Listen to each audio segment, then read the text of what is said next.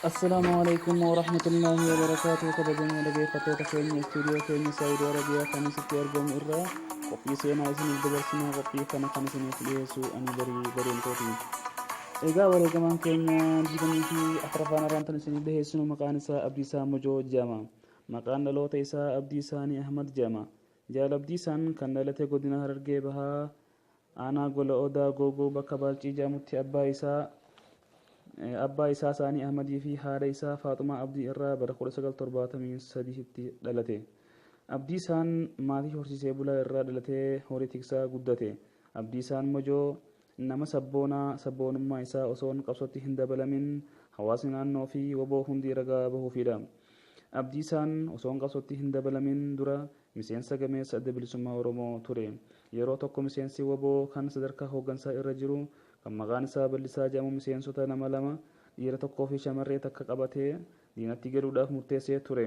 Murtii isaatiinis qabsaa'ota lamaan kana sassaabbachiisee meeshaa waraanaa hiikkachiisee rasaasa keessaa guuree qawwee duwwaa deebisee baachisuudhaan akka isa faana diinatti dabalaman godhuuf deemaanii osoo jiruu shamarreen tun jalaa baddee mana warra Abdiisaa dhufte.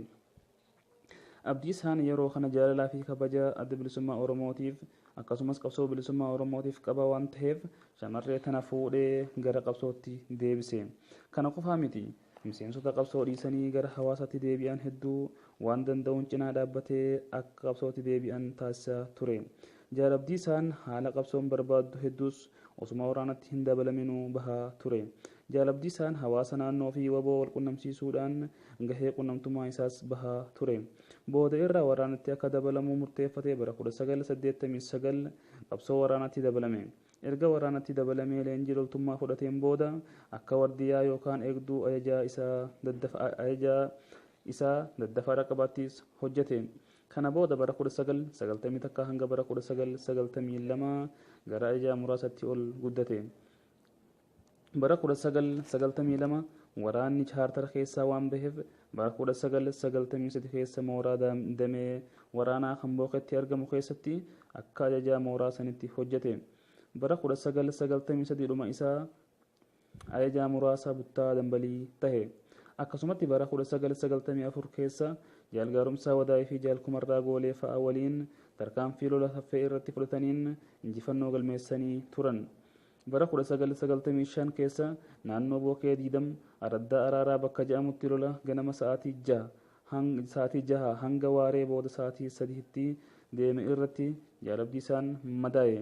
Lola kanarratti Tigree irraa namni 15 ajjeefamee hedduunis madaa'uudhaan meeshaa waraanaas hedduu hiikkatanii turan. Lola kanarratti gara waboo irraa namni 2 kan wareegame yommuu ta'u jaal Abdiisaa dabalatee namni 4 madaa'ee ture. Isaanis achirraa fuudhamanii gara Harargee lixaa Daaroo Labuu geeffamuudhaan erga wallaansa argatan booda dhuma bara 1995 Baaletti waraanatti deebi'an. Jaalli kun bultiis ijaarratee abbaa ilma tokko ture. Dhuma irratti bara 1996 keessa godina Baalee naannoo beeltutti waraana TPLF waliin mormii cimaa taasisee nama hedduu erga irraa ajjeesan booda jaal Abdiisaa fi sabboontonni hangi tokko wareegamanii turani. Egaa wareegamaan keenya 24ffaan seenaan isaa kana fakkaata.